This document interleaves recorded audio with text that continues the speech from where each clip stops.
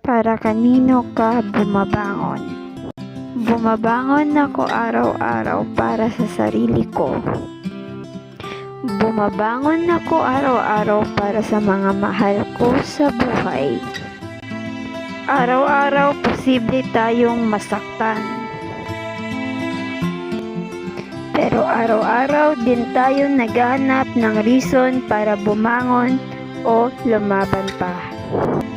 Lahat tayo may pinagdadaanan at may pinagdadaanan pa. Pare-pareho lang tayo humaharap sa binabato sa atin na problema every single day.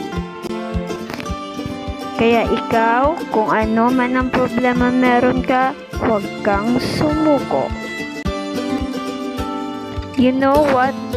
Just everybody else, you are worthy of another chance.